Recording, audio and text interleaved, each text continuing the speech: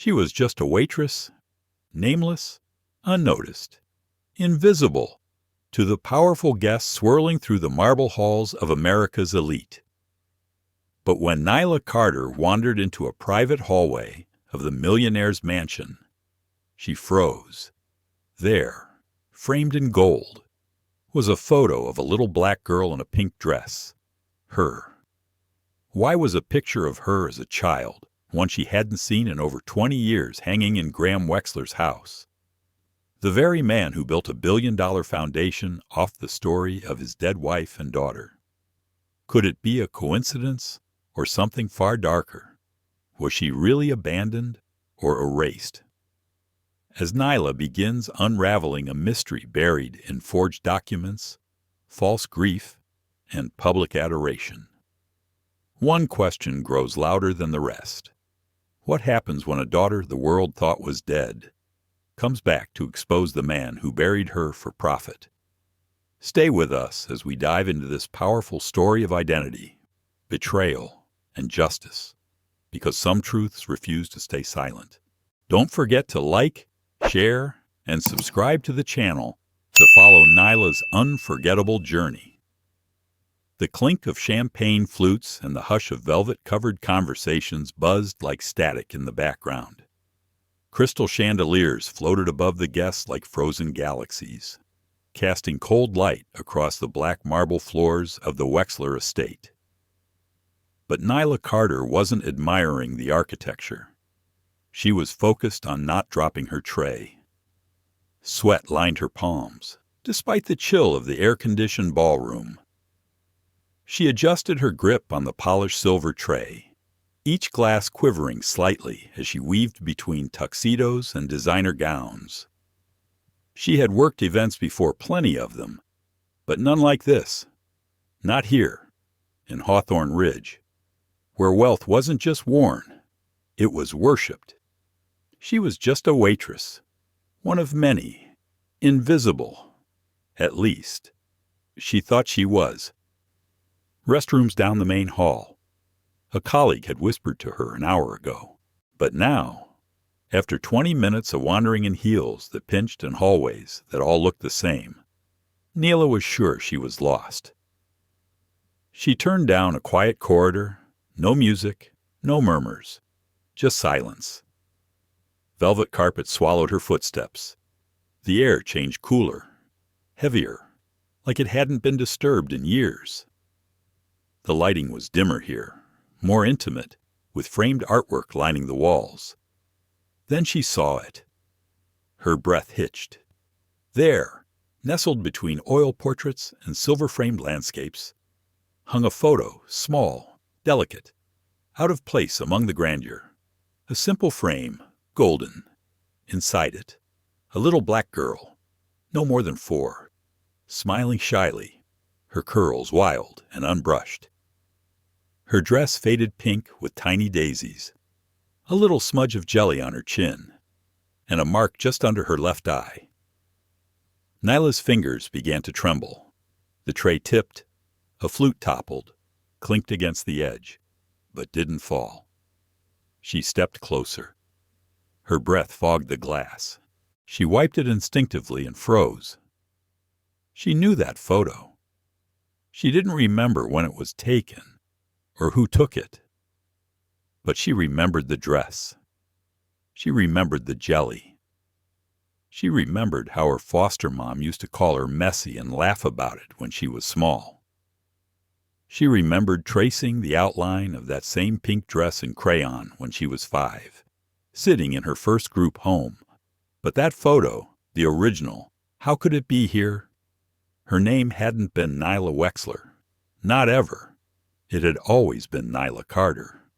No one ever said the name Wexler to her in 25 years. But here was her face, captured in a moment before the system swallowed her whole. Her voice came out as a whisper. "Oh my God, it's me." A door creaked open behind her. "What are you doing in this wing?" a voice barked. She jumped. A tall, broad-shouldered man in a security uniform stepped forward. His face was unreadable, except for the clear edge in his tone. "I'm sorry," Nyla stammered, fumbling for words. "I was looking for the restroom, and I took a wrong turn." "Staff aren't allowed past the main gallery," he snapped. "I didn't know," she said quickly, eyes flickering back to the photo. "Just one more glance." She burned every detail into her memory. "It won't happen again." He gestured. "Back to the main hall." "Now." She nodded, stepping past him, her heart thudding against her ribs like a drum. Back in the ballroom, the music felt louder, the people more distant. Nyla floated from table to table, topping off glasses of rosé and dry brut, her face calm, her movements mechanical. But her mind was on fire. Why was that picture there?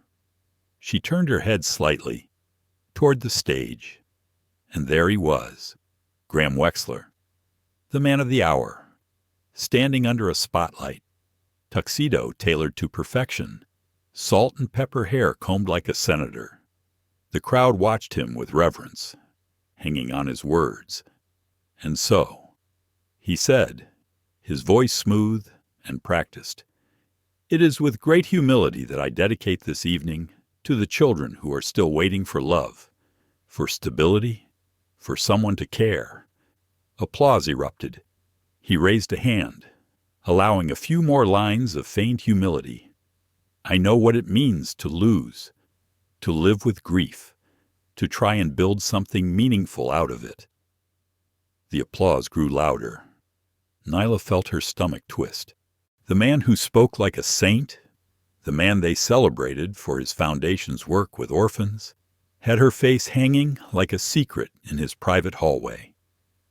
He walked past her earlier that night, didn't even glance at her, like she was no one, like she was air. But if that photo was real, if it was hers, then she wasn't no one. She was his. And he had left her. She stepped outside briefly to the terrace. Cold night air hit her lungs like a slap. She leaned over the railing, gripping it with both hands. Her thoughts scrambled. Why was that photo there? Could it really be a coincidence? Was this man my father? If he is, why did he give me away? Memories fought their way through her ribs. She remembered being 5, waking up in a strange room with stuffed animals she didn't recognize, a social worker named Ms. Jen, a man in a suit shaking his head. She remembered asking about her mom, and silence, always silence. She heard the music change again behind her, guests clapping, Graham's voice rising in another story of generosity. She turned to look through the glass. There he stood, accepting a check from another CEO, thanking guests, smiling. She couldn't explain the fire building in her chest. It wasn't rage, not yet. It was knowing. A sudden, cold knowing. This wasn't over. She needed answers. And starting now, she would find them, no matter what they cost. The next morning, Nyla stood in her tiny kitchen, staring blankly at her reflection in the cracked microwave door. She hadn't slept. The image of that photograph had haunted her every time she closed her eyes. Her own younger face innocent, unaware, framed like a relic inside the mansion of a man she'd never met. Or so she thought. Steam rose from her chipped mug of coffee, untouched. She wrapped her hands around it for warmth more than comfort. What if she was wrong? What if it was just a coincidence? A photo of a similar-looking child. But deep down, in the marrow of her bones, Nyla knew better. That was her. The scar under the left eye, the shape of her curls, the crooked baby tooth on the right. You don't forget your own face.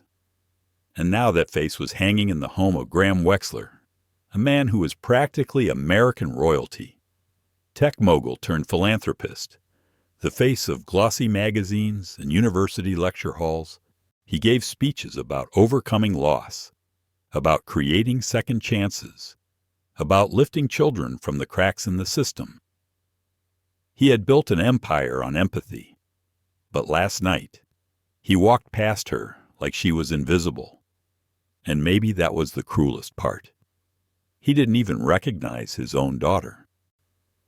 By noon, Nyla found herself back in uniform, this time at the back of a high-end restaurant downtown where leftover canapes and broken glass were the norm. Tips were thin, her patience thinner. "Table 4 needs water," a coworker barked. Nyla nodded, grabbed the pitcher, and walked to the table. Her smile practiced, her mind miles away. After her shift, she ducked into the service bar behind the kitchen, where Benji Reynolds, the senior bartender, stood polishing crystal glasses like it was an art. He'd been working high society events for over 20 years. If gossip had a source, it was Benji. "You all right?" Nee asked without looking up. "You looked like you saw a ghost last night." Nyla hesitated. Then she leaned in. "You ever hear anything about Graham Wexler's past? Like personal stuff?" "Family." Benji's hand froze mid-polish. He set the glass down carefully. Then he looked her square in the eyes. "Why are you asking me about him?" Nyla shrugged. "Too quickly. Just curious. I heard some guests whispering something about a daughter he lost. Thought it sounded sad." Benji didn't answer immediately. He reached behind him, grabbed 2 espresso cups, and poured coffee. When he handed her one, his voice was quieter. "Girl, you don't want to go digging in that man's past. That ain't a trail you want to follow unless you're ready for where it ends." Nyla's throat tightened. "What do you mean?" Benji sighed and leaned on the counter. There were rumors, way back. Before he started the Wexler Foundation, before he became America's angel investor, he had a wife, Elaine. I think her name was Real Smart Woman. Social justice work, child welfare stuff, and a little girl, too. Nyla's fingers clenched around the porcelain cup. "What happened to them?" Official story, Benji said. "Car accident. Wife died instantly. Daughter disappeared. No trace. Just gone." Nyla swallowed. "How do you lose a child in a crash?" Benji lifted one shoulder. Let it fall. Body was never found. They said maybe she was thrown from the car into the woods. Predators, maybe. Or taken. Nobody knows. Whole thing was hush-hush. Wexler barely spoke for a year. Then bam! Next thing we know, he launches a $1 billion foundation for orphans. He paused, cried on stage about how he turned tragedy into purpose. People loved it. Still do. Nyla stared at the floor, her heart racing. Could it really be that simple? Could she be the child who disappeared? But if that were true, why had no one come looking for her? Why had no one told her anything? Why had she grown up thinking she was unwanted? Back home, she pulled out the shoebox from under her bed, the one labeled Social History, in faded Sharpie. Inside a few photocopied files, school immunization records, one Polaroid from a group home Christmas party, a tattered drawing of a flower that someone had said she made when she was 5.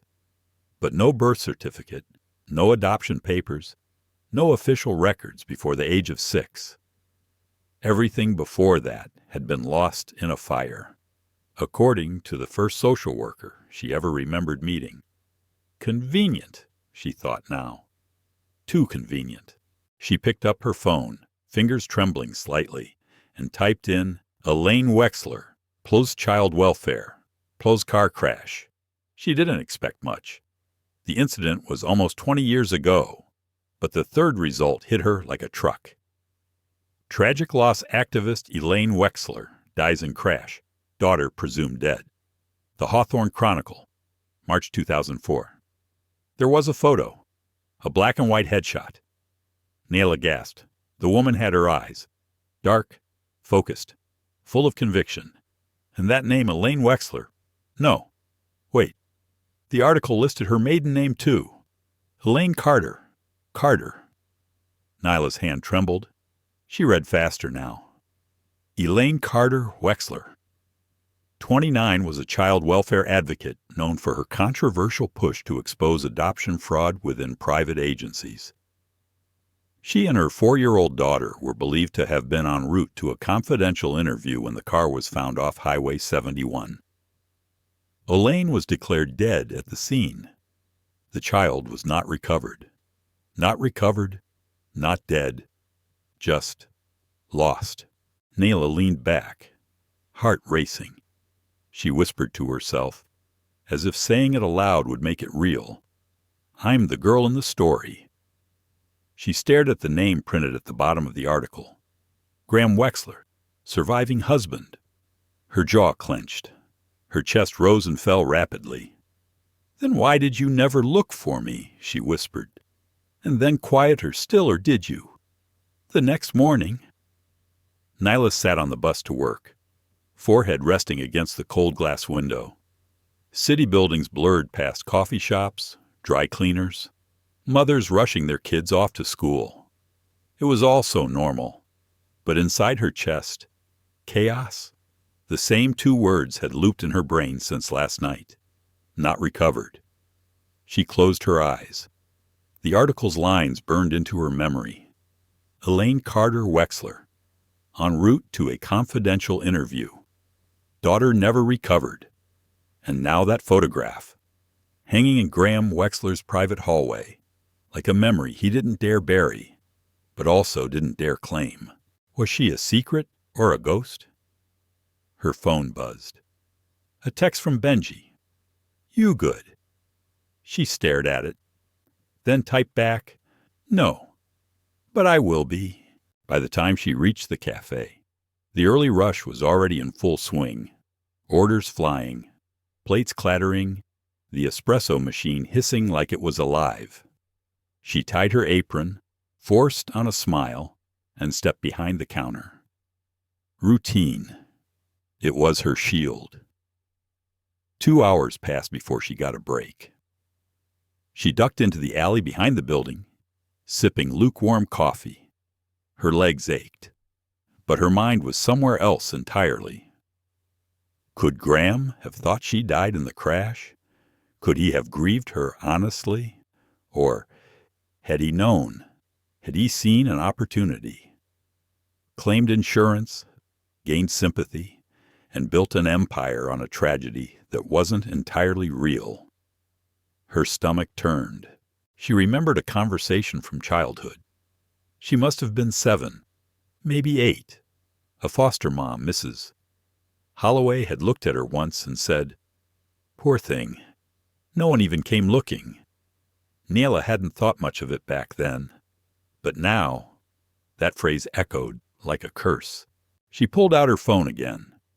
Searched Wexler Foundation launch 2004. Articles appeared. Photos of Graham shaking hands with politicians.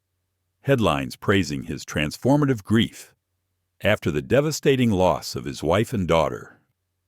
Graham Wexler establishes new foundation for abandoned youth. Another article mentioned a life insurance payout. Over $2 million total split between Elaine and the missing child. Her blood turned cold. He had profited from their deaths. Even if he hadn't planned it, he certainly hadn't questioned it. Later that evening, she met Benji after his shift at a nearby park. He brought 2 beers, handed her one without a word. They sat on the old wooden bench, quiet. Finally, Nyla broke the silence. "I think he's my father." Benji blinked. "You sure?" She nodded. "There's a photo of me in his house. A news article from 2004. My mom, Elaine Carter, she died in a car crash. He was her husband. They said their daughter was never recovered." Benji exhaled, slow and heavy. "Well, damn. I need to know the truth," Nyla said, her voice shaking despite her steady tone. Not just for me. For her. For my mom. She tried to protect me. They buried her in silence. Benji looked at her for a long time. Then you better be ready. Nee, he said finally. Because that man, he ain't gonna like what you're about to dig up. That night, Nyla sat on her floor. Papers and screenshots spread in a circle around her like pieces of a shattered mirror. At the center was one question. Did he abandon me or erase me? It clung to her like smoke. A question that didn't just haunt her, it defined her. Because if he had abandoned her, that was pain. But if he had erased her, that was evil. And she needed to know which truth she was standing on, no matter what it cost to find out. The public library in Hawthorne Ridge smelled like old paper and unanswered questions. Nyla stood at the archives desk, tapping her foot gently against the linoleum floor. The librarian, a thin man with tired eyes and kind hands, returned with a stack of newspaper clippings and microfilm scans. This is everything we have on Elaine Carter, he said. Most of it's from the early 2000s. Not a lot of digital files back then. Thank you, Nyla whispered. She carried the bundle to a quiet table in the far corner and sat down, surrounded by silence so deep she could hear her own breath. One article had a black and white photo of Elaine standing at a podium, mid-speech, with her hand raised like she was asking the world to listen harder. Elaine Carter, advocate for the unseen. The article described her as passionate, bold, relentless, a watchdog for the voiceless.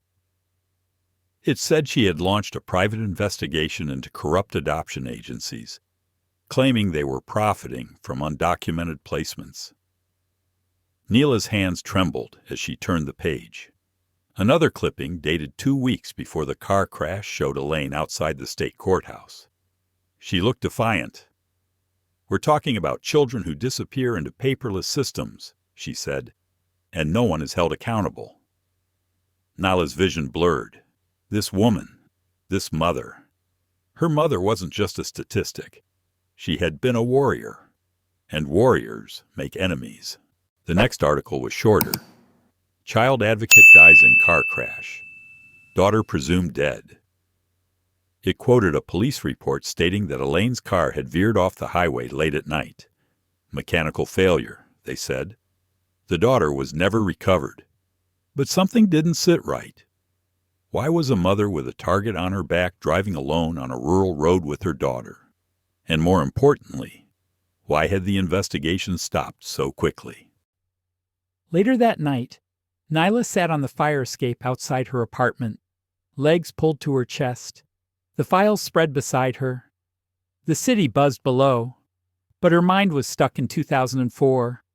Her fingers found the old drawing again, the one from the shoebox, a crayon flower, smudged from time. She stared at it. She didn't remember making it, but she did remember feeling small, like she didn't belong anywhere. And now that feeling hadn't changed much. Her phone buzzed. A message from Benji. You okay? She hesitated, then typed, I found her. I found my mom. And she died fighting for kids like me, like us. Benji replied, Then you better finish what she started. The next day, Nyla returned to the cafe, but her mind wasn't in the lattes and lemon bars. She scanned the faces of every customer, wondering if any of them knew what Graham Wexler had done, knew who she was. In the afternoon, she saw an older woman in the corner reading a thick novel. Salt and pepper curls, glasses on a chain. She came in every Thursday. Louise Drayton, retired private investigator. Nyla had served her coffee for the past 6 months, and suddenly, Nyla knew exactly what to do. She walked over, carefully balancing a fresh cappuccino. It's on the house today, Nyla said gently. Louise looked up, surprised. Why's that? Because I need a favor, Nyla replied. And I think you might be the only person I can trust. They sat in the cafe's back office, a room that smelled faintly of cinnamon and old receipts. Nyla laid out everything: clippings, photos, printouts from her phone. Louise didn't interrupt. She just listened, hands folded, eyes sharp. When Nyla finally exhaled the last sentence, Louise leaned back in her chair and said softly, "Sweetheart, you're not just looking for a father. You're digging into the roots of something much darker." Nyla nodded. "I don't want revenge," she said. "I want truth. For my mom. For me. For every kid she was trying to save." Louise looked at her with something like pride. "Well then," she said, "I hope you're ready to pull some teeth, because Graham Wexler has made damn sure the past stayed buried." Nyla didn't flinch. "Good," she said, "because I've spent my whole life in the dark. It's time someone turned on the lights." Rain fell steadily against the cafe windows as Louise Drayton opened her worn leather notebook. The pages were yellowed, full of shorthand scribbles from cases long gone. Nyla sat across from her in the staff break room, hands curled around a mug of chamomile tea she hadn't touched. Louise clicked her pen, leaned forward. "I've worked some twisted cases in my day," she began. "But this one smells rotten from every angle." Nyla nodded slowly, eyes heavy but focused. "Where do we even begin?" "With the night your mother died," Louise said, "and the people who needed her gone." Over the next few days, Louise dug through old coroner reports, court filings, and press statements. She had contacts, retired cops, data clerks, journalists who owed her favors. Nyla continued working at the cafe like nothing had changed, serving lattes by day and sorting documents by night. But every page they uncovered pulled her deeper into the wreckage of her mother's life, and her own. Late one evening, Louise placed a thin manila folder on the table between them. "Coroner report from your mother's death," she said. "Officially, she died at the crash site. But," she tapped a paragraph highlighted in yellow. Nyla read it once, then again. Her throat went dry. "She didn't die at the scene," Nyla whispered. "She was alive when the EMTs got there. Conscious, talking." Louise nodded. "She died 2 hours later. At the hospital." Nyla stared at the words. "Hypovolemic shock. Acute poisoning suspected prior to accident." Louise handed her a scanned photo, a nurse's statement. Handwritten. Patient whispered repeatedly, "Keep her away from him. He'll hurt her too." Nyla gripped the paper so tightly it crumpled at the corners. Her voice was barely a breath. "She knew. She knew." Louise confirmed. "And she was trying to save you until her last breath." The room felt colder somehow. Quieter. Like the moment held too much grief to fill with sound. Nyla wiped her eyes. "I spent my whole life thinking I was abandoned," she said, "like I was some mistake no one wanted. But she fought for me. She tried to protect me. You were never unwanted. Nyla," Louise said. "You were stolen." A new wave of questions crashed through her. How did I end up in the system? Why didn't they know who I was? Louise opened a second folder. Inside forged documents. "Because someone made sure you vanished," she said. This she tapped a fake death certificate declares you deceased. Filed the same day your mother died. No body ever found. But no one looked. "Because I was already dead on paper," Nyla said bitterly. Louise nodded. "And it gets worse." She slid over a document from Hawthorne Mutual, dated April 2004. "Life insurance payout $1,000. Beneficiary Graham Wexler. One policy for Elaine, another for the daughter he claimed to lose. Nyla closed her eyes. He profited from us. He did, Louise said. And he used the money to launch a foundation in your names. The grieving widower, the shattered father. No one questioned it because the story was perfect. Nyla let out a shaky breath. And all this time, I've been walking around thinking I was invisible, when really, I was buried. That night, she couldn't sleep. She sat on her bed, knees pulled to her chest, the room lit only by the glow of her laptop. Photos of Graham smiling for cameras filled her screen. His press statements, his awards, his donations. There were pictures of orphanages with his name on the walls, the Wexler Home for Futures, the Elaine Carter Scholarship Fund. All lies. He used her mother's name, the woman he let die. She turned her screen off and stared into the dark. Anger curled in her chest like a slow-burning flame. But beneath it was something heavier, quieter, sadder. A grief she'd never allowed herself to feel. Not just for the mother she lost, but for the childhood that had been stolen, and the truth that had been buried beneath wealth, silence, and praise. In the morning, she texted Benji, "I know what happened. He faked my death, took the money, built a lie on top of our bodies." Benji wrote back instantly. "What now?" Nyla paused. Her thumb hovered over the screen. Then she typed, "Now, we dig deeper.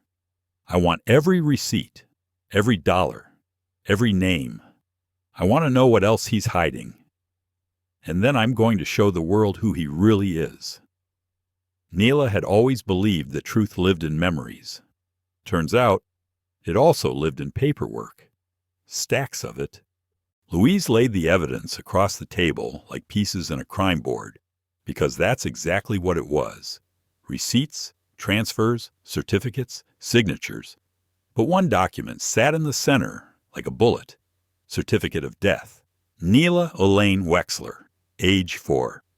Date March 17, 2004. Body not recovered, stamped, signed, filed with the state, fiction. "Your death was legalized," Louise muttered, eyes dark. "On paper. You didn't just disappear. You were erased, intentionally." Nyla didn't say anything. She stared at her own death certificate like it might start talking back. She noticed the signature line, G. Wexler. He hadn't even hesitated. Had he? She felt hollow, then burning. "He didn't grieve me," she whispered. "He cashed me in." Louise tapped a second file. "This is the insurance company that paid out the policies. One for Elaine, one for the child you..." Both were approved under special tragedy clauses. Both required immediate next-of-kin declarations. And guess who signed those? Graham Wexler. "He must have thought it was the perfect crime," Nyla said. Voice dry, car accident, no body, no records, just ashes and a check. Louise nodded slowly. "Then he went and built an empire on the sympathy." Nyla rubbed her forehead, trying to contain the storm in her skull. "But how did no one question it? Didn't anyone from my mother's side try to find me?" Louise shrugged. "Hard to find someone who's legally dead." Elaine's parents were both gone by then. "But there's one lead I haven't followed up on yet." She pulled a Post-it from the corner of her folder. "Naomi Clark, sister of Elaine Carter. Last known address Detroit, Michigan." Nyla leaned back in her chair, a mix of disbelief and something dangerous flickering behind her eyes. "You're telling me I might still have family?" Louise smiled faintly. "Looks that way, but Nyla couldn't think about family yet. Not when the man who destroyed hers was being celebrated as a savior. Not when he stood on stage last week, talking about the tragedy of losing a daughter while her photograph hung in his house like a trophy. Has anyone ever connected the dots? Nyla asked suddenly. Anyone besides us? Louise paused. No, she said carefully. Not yet. Wexler covered his tracks too well. Public records show the crash, the tragedy, the foundation. Everything fits the narrative. But if that narrative cracks, Louise's eyes met hers. It all falls apart. That night, Nyla sat alone on her balcony. The city lights flickered below, but her thoughts were fixed on a single memory, her 5th birthday. She didn't remember cake or candles, just a woman's voice humming softly and the smell of lavender. That voice had to be Elaine, a mother who loved her, a mother who warned the nurse to keep her child away from him, a mother who was poisoned, not broken. She took a deep breath and opened her laptop. A blank Word document blinked back at her. She typed one line at the top, "The real Graham Wexler." Then she began listing everything they had found. Death certificates forged, life insurance policies, hospital report, Elaine conscious, nurse's note, Elaine's quote about corruption, Naomi Clark's name, discrepancy in crash timeline, use of foundation money. Then, at the bottom, motive silence. Elaine, claim money, reinvent himself, collateral me. Her phone buzzed. It was Benji. Still breathing. She replied barely, but breathing with purpose. A pause. Then you gonna burn him down? She stared at the screen for a long moment, then typed, "No, I'm going to bury him." With facts. She knew now that this wasn't just about identity. This was about legacy, her mother's, her own, and the lie that had robbed them both.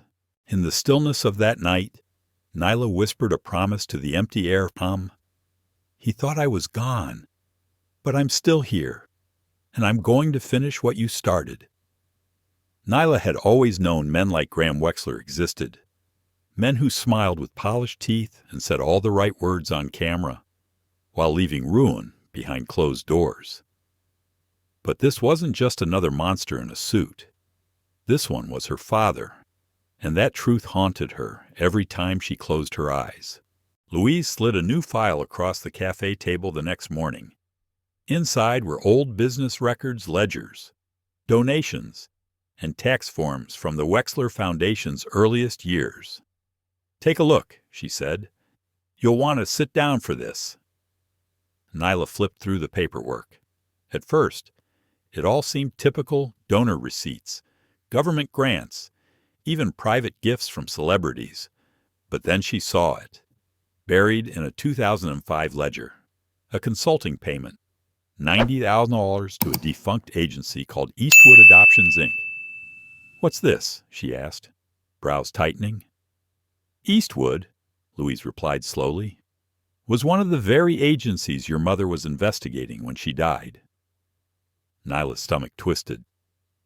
"Are you saying Graham paid them?" "I'm saying," Louise replied, Graham Wexler was funding the very pipeline Elaine was trying to shut down. Nyla stared down at the paper. The ink blurred. Not from poor printing. From rage. "He didn't just abandon us," she whispered. "He was part of what she was trying to expose. That's why she died." Louise nodded. "I believe Elaine got too close to something big. Graham had access, connections, money, and motive. You were the problem. But silencing you permanently would have drawn too much attention. So he made me vanish another way," Nyla muttered. "Exactly." The next page hit harder. A scanned copy of a missing person report, filed by a private investigator, named Nyla Carter, filed May 2004. Investigator Daniel Vargas, hired by Elaine Carter, 2 weeks before her death. Nyla blinked. "I had a PI looking for me." "No," Louise said gently. "Elaine hired him to look into Eastwood. But after her death, Vargas kept digging on his own. Then he vanished. Nyla pressed a palm to her chest, trying to breathe. Graham's web is bigger than we thought. That afternoon, she sat on the back steps of the cafe, watching the sky bleed into dusk. A child passed by on the sidewalk, holding her mother's hand, asking innocent questions about the clouds. Nyla watched them disappear down the block, a lump tightening in her throat. She never had that. She never got to ask her mom about rain or stars or which flower was her favorite. Instead, she got silence, secrets, systems that moved her from home to home like a suitcase. And now she knew who had engineered that silence. Later that night, Nyla flipped through photos of the Wexler Foundation's gala invitations. Each one boasted a theme of hope, family, and redemption.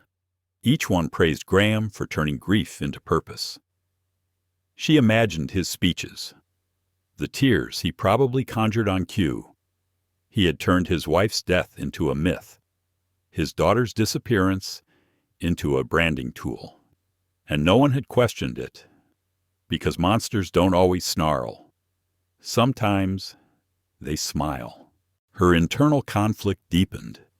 A part of her wanted justice, the courtroom kind. Another part wanted something colder, public exposure, ruin, shame. And yet, another voice whispered from somewhere soft, "What if he didn't mean to lose you? What if he broke and couldn't face you?" She shook the thought from her head. That's how people like him survive. They manipulate you into empathy. But this wasn't a misunderstanding. It was design. She picked up her phone and texted Benji, "What's worse, a man who hurts you and admits it, or one who smiles while pretending he never did?" He replied 5 minutes later, "The smiling one, because you won't see the knife until it's in your back."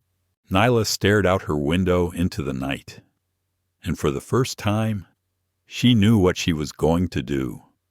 Not just expose him, not just destroy the lie. She would reclaim everything he tried to steal: her name, her mother's fight, her own voice. He buried her once. She'd make sure he never buried anyone else again. The plan came together piece by piece. Not all at once, not in a blaze of rage or heat of vengeance, but slowly, deliberately, like a mosaic of broken glass reassembled into something sharp. Nyla sat at Louise's kitchen table, surrounded by evidence, printouts, USB drives, and a corkboard now covered in thread and pushpins. Photos of Graham Wexler at galas, Elaine Carter's smiling face at protests, a blurry image of a check signed to Eastwood Adoptions, the forged death certificate, the nurse's handwritten note. "This board," Louise muttered, "looks like something out of a political thriller." "That's because it is," Nyla said quietly. "Except the victims didn't get airtime." They mapped out every connection: Graham's foundation, the money trail, the media he controlled, the gaps in the investigation after Elaine's death. And then they mapped out something else: the gala, Graham's biggest one of the year, a black tie event at the historic Langford Ballroom celebrating 20 years of saving orphans. "You're going?" Benji asked when Nyla told him the plan. She nodded. "In uniform," she added, "as a server, just like before." His brows rose. "You're going back in there?" "You sure I have to?" she said. "That's where it started. That's where it ends." But as the plan formed, doubt crept in. Late at night, Nyla would sit in her room, alone, the blue light of her laptop blinking in the dark. Was she doing this for her mother or for herself? Was she seeking justice or revenge? There were nights she thought about confronting Graham privately, asking him to confess, asking why. But every time she imagined his face, those cold eyes, That practiced charm. She remembered how he'd looked past her that first night, how he hadn't flinched, hadn't even blinked. There would be no confession, only exposure. Still, the thought haunted her. What if I destroy him, and it still doesn't make me whole? She brought the question to Louise one afternoon. If I go through with this, she said, and I break him in front of everyone, what if it doesn't feel like justice? Louise, wiping her hands on a dish towel, looked her in the eyes. Then it wasn't about him in the first place. It was about you. And that's okay. You were erased. Nyla, you're just rewriting yourself. They prepared everything. A copy of the nurse's hospital note, a scan of both fake death certificates, bank records tracing Wexler's payments to Eastwood, a full timeline of Elaine's activism and death, and most damning, an audio file. A leaked voice memo between Wexler and a former lawyer. Louise had obtained it through a burned source in Wexler's legal team. In the tape, Wexler could be heard saying Elaine was about to go public. I couldn't stop her, but the accident solved it. As for the girl, well, if she's declared dead, she's no longer a liability. Nyla listened to that recording exactly once. Then she closed her eyes and whispered, "Thank you, Mom." A week before the gala, Louise arranged a secure email drop to 5 top-tier investigative journalists set to auto-send the moment Nyla triggered the release. "Are you sure?" Louise asked her. "Once this starts, there's no going back." Nyla stared at the email draft. Attached documents, evidence, timeline, audio. Subject line, "The girl who never died." "I'm sure," she said. The final touch, the photo. The one in Graham's private hallway. The one she had secretly snapped on her phone that night. Now, enlarged, labeled, ready to project. It would be the dagger. Not because it was proof, but because it was personal. "I want him to see what he lost," she said. "I want them all to see what he tried to bury. But despite the planning, the strategy, the precision, Nyla couldn't sleep the night before the gala. She lay awake, heart pounding. Would people believe her? Would they care? Or would they just call her a bitter waitress trying to ruin a great man? Doubt scratched at her ribs. What if she failed? What if he sued her? What if they turned on her? She almost texted Benji to say she couldn't do it. But then she remembered Elaine's photo. Standing at that podium, hand raised, voice steady, eyes clear. Truth is worth the risk. At 6 a.m., Nyla stood in the mirror, hair tied back, eyes focused. She put on the black uniform shirt, same as before, only this time, she wasn't a background worker. She was the storm walking into the ballroom. The Langford ballroom shimmered like a dream. Crystal chandeliers dripped light over gowns and tuxedos. Champagne flutes sparkled in every hand. A string quartet played something elegant, something expensive. Everything was curated. Everything. Except the truth. Nyla stood near the back, blending in perfectly. Black uniform. Composure like armor.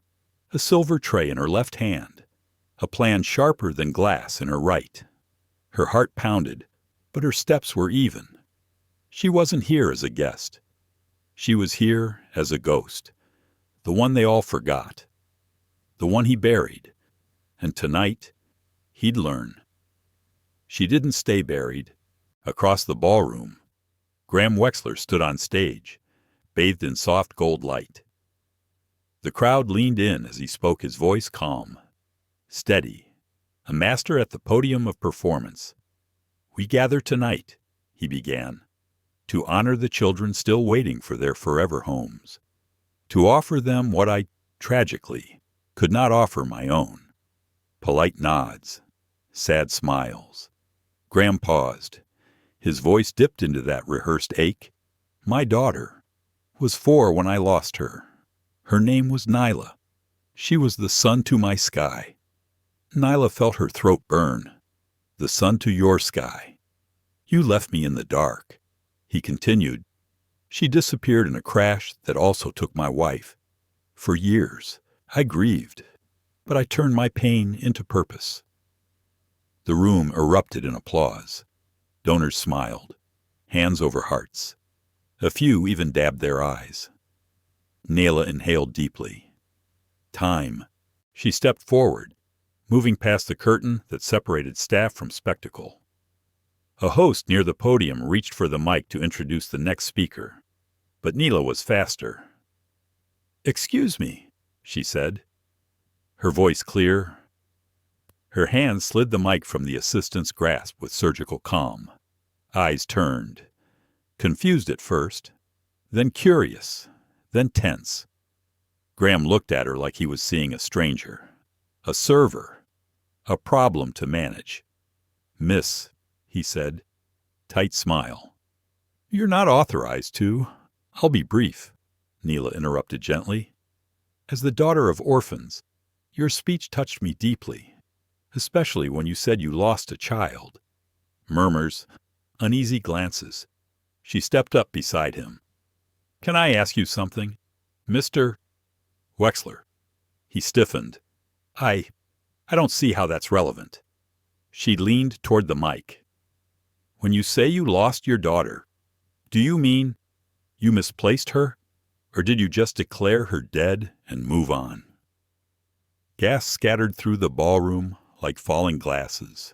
Graham's smile froze, cracked. "Excuse me." "Because I've been doing some digging," Nyla said calmly, pulling a folded paper from her pocket. "And it turns out your daughter didn't die. She survived." She held up a hospital report. "Your wife Elaine Carter died hours after the crash. She was conscious. She spoke, and she told the nurse. Keep her away from him." Silence. Graham's face paled. Someone whispered from the crowd. "Is this true?" Nyla continued. "She didn't die in an accident. She was poisoned before the crash. And you, Mr. Wexler." She turned to him, filed for life insurance. "For both of us." She took a step back and pointed at the projector behind the stage. "Let's talk about this photo." The screen lit up.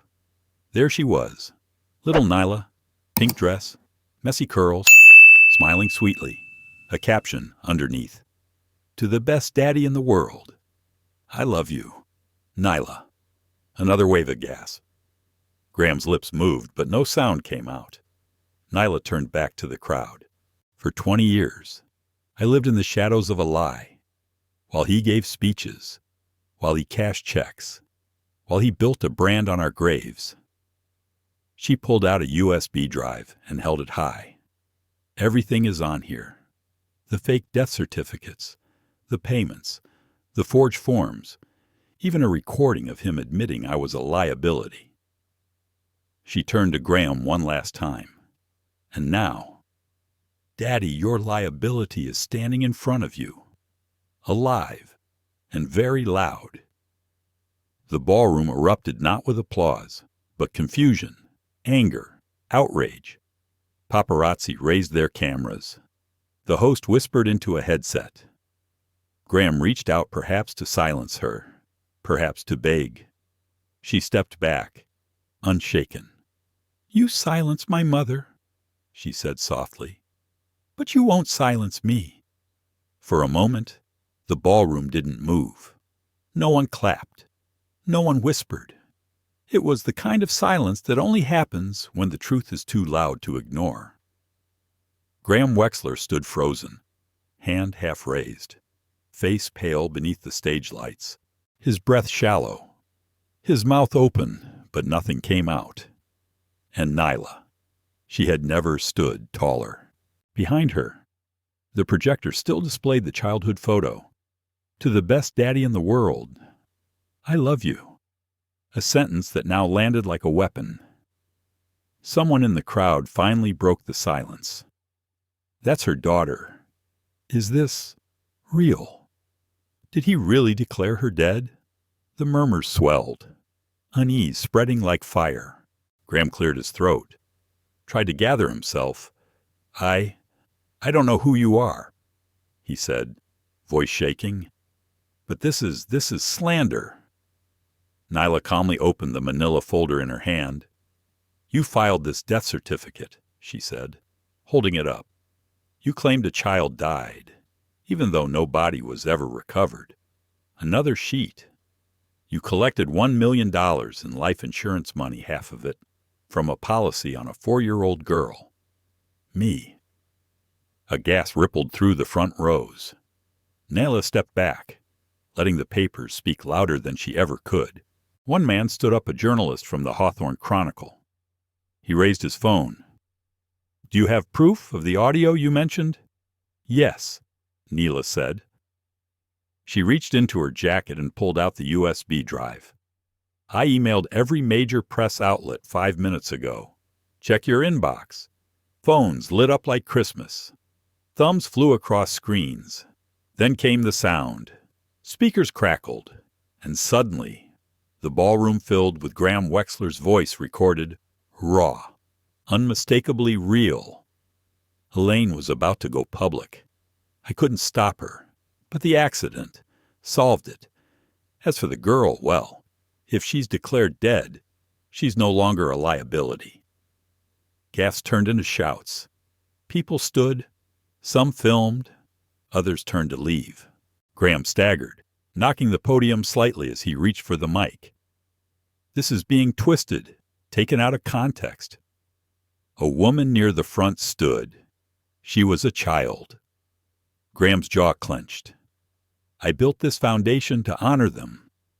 Nyla stared at him, steady. You built it on lies. You silenced my mother. You buried me. Then you used our names to raise millions for a cause you never truly served. She turned to the crowd. Do you know how much of your donations reached the kids? No one answered. Nyla held up one last document. Louise's forensic audit. 12%. That's it. The rest cars, private jets, golf memberships, political donations, speeches.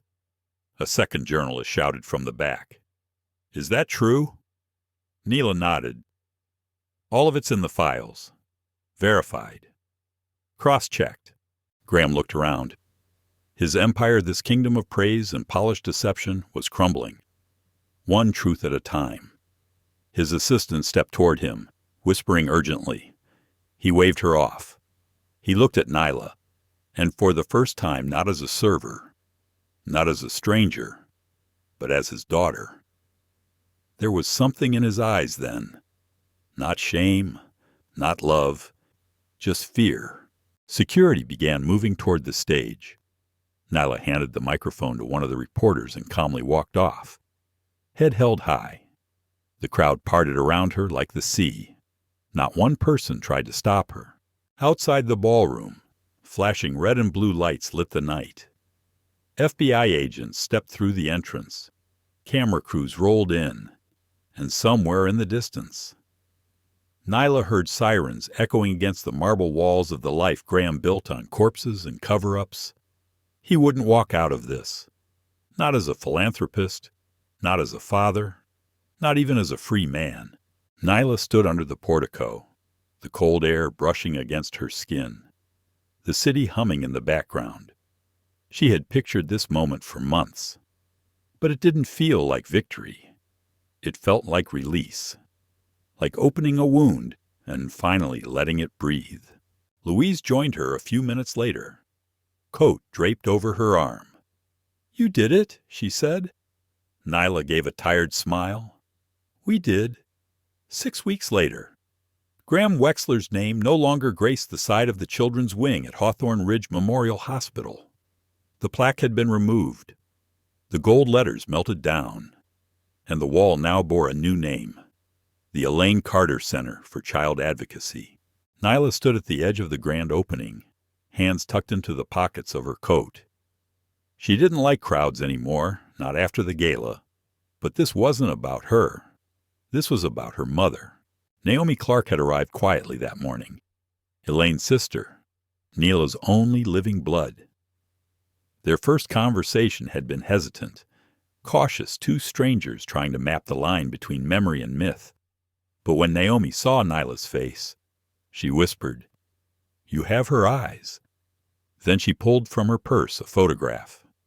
It was a faded picture of Elaine holding baby Nyla on a park bench. Sunlight caught in her curls. Nyla had stared at it for a long time, silent tears trailing down her cheeks. "She never stopped looking," Naomi said gently, "until she couldn't anymore." Inside the center, volunteers walked the halls with clipboards and energy. A new foundation. The Carter Project had replaced Wexler's old empire, with funding reallocated from seized assets. Louise and a team of auditors ensured every cent went where it was supposed to. Children received housing, counseling, legal advocacy. Families were reunited. Adoptions were properly vetted.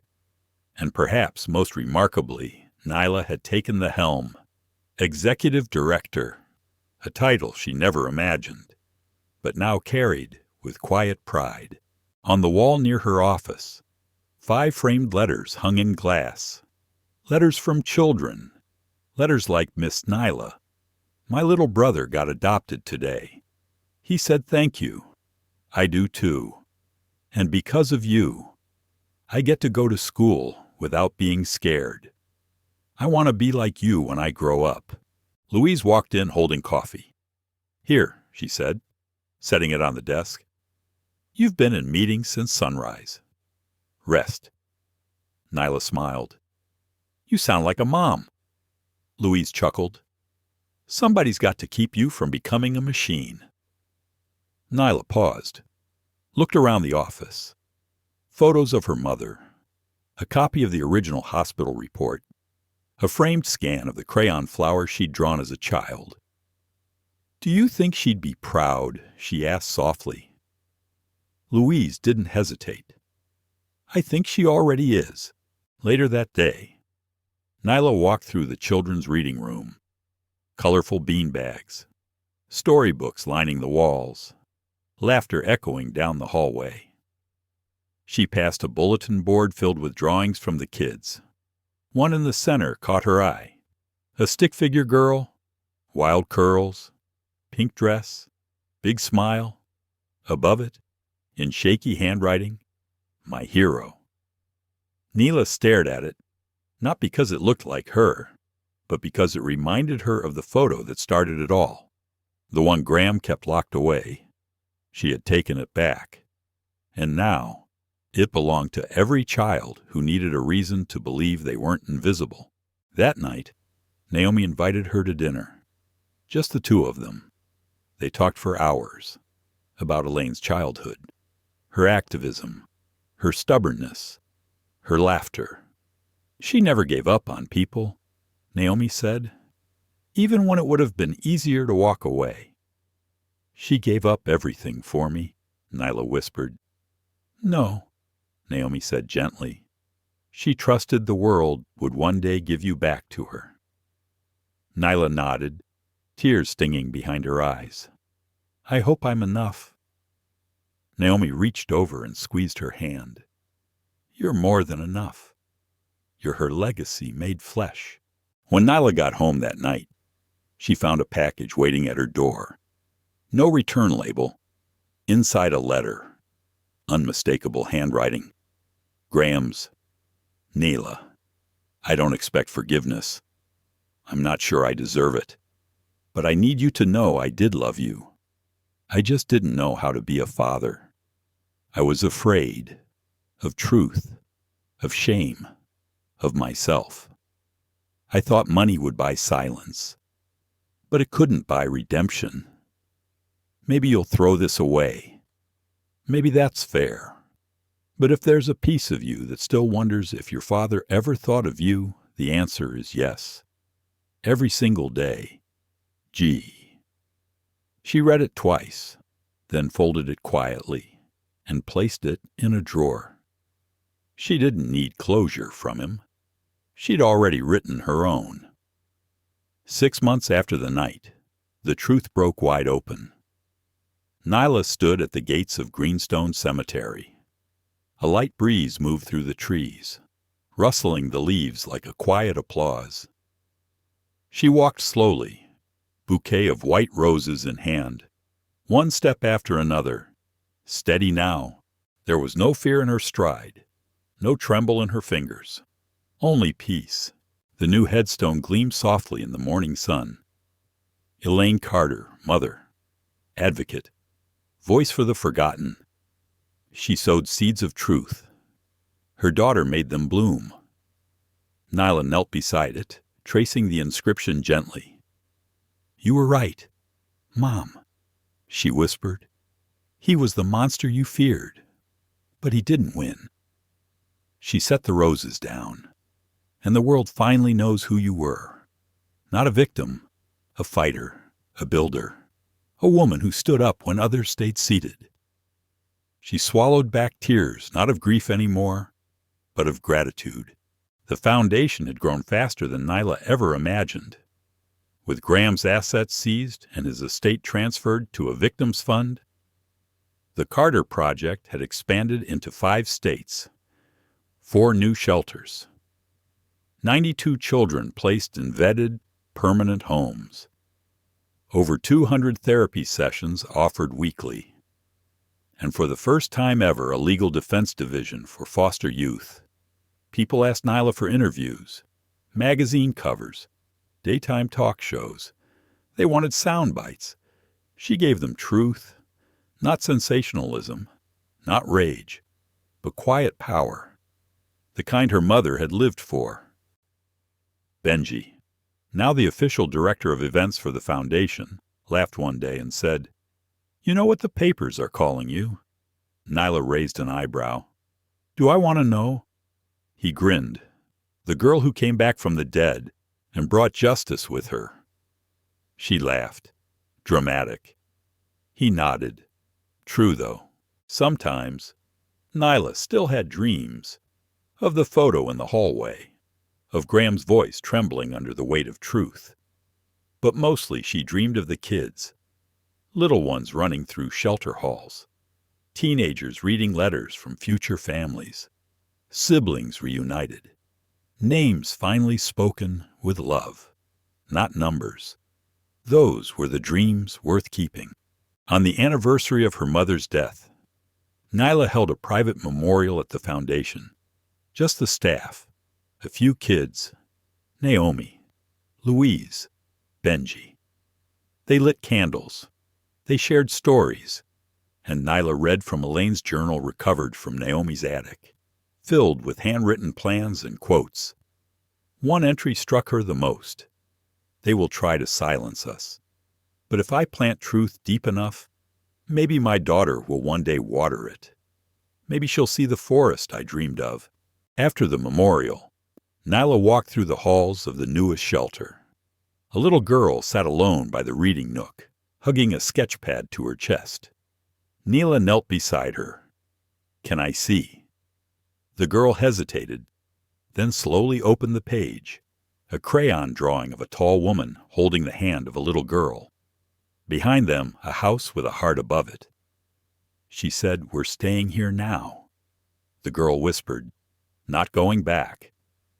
Nyla smiled. "That's right. You're home." The girl looked up. "Are you the lady who saved all the kids?" Nyla paused, then smiled softly. "No," she said. "I'm just someone who was once like you." That night, she stood by her window, looking over Hawthorne Ridge, the skyline glowing under stars. She used to feel small in the city. Now, she felt rooted, not because of power, but because of purpose. She received one last letter that week. From the prison. Unopened. Graham's handwriting. She placed it in a drawer. Didn't read it. Not because she hated him, but because she didn't need anything from him anymore. Not answers, not apology, not even regret. Her story wasn't about what he did. It was about what she became despite him. Before she turned in for the night, she looked once more at her mother's photo on her desk. "Sleep well." "Mom," she whispered, "I've got it from here." Nyla Carter wasn't just a girl who came back from the dead. She was the voice for every child erased by a system that values money over memory, every woman silenced for speaking truth to power, and every heart that ever wondered if being forgotten meant being unworthy. She turned a lie into legacy. She built hope where betrayal once stood. But let's be clear, this isn't just a story about one girl and one man. It's about the world we live in, where appearances protect abusers, where philanthropy can mask cruelty, and where race, power, and silence intersect far too often to be ignored. Graham Wexler thought no one would notice, that no one would ask about the little black girl who vanished without a trace. But Nyla made sure the world remembered her name.